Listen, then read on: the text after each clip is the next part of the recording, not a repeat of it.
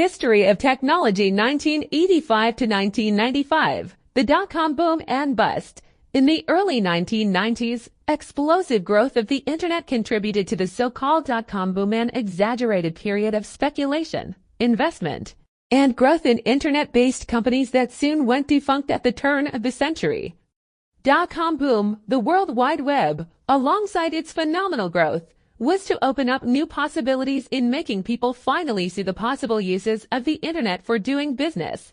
With dot-coms becoming the early breed of startups in the mid-1990s, the charm is built upon the plunge towards capitalizing on the internet as a huge opportunity.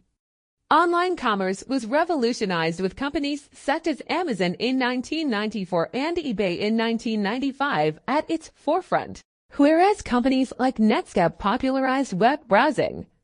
Stock market frenzy. Investors piled their money into such new companies, most without proper business model or profits. Valuations soared solely on the promise the internet held, a creation of speculative bubble. Both venture capitalists and common people ride high on such frenzy, increasing their bets on the future of e-commerce and the web.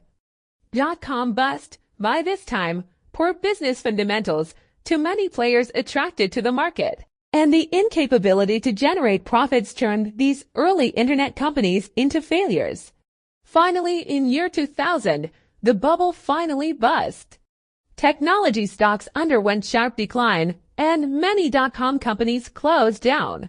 Some key players like Amazon and Google did survive and rise to dominate the digital economy.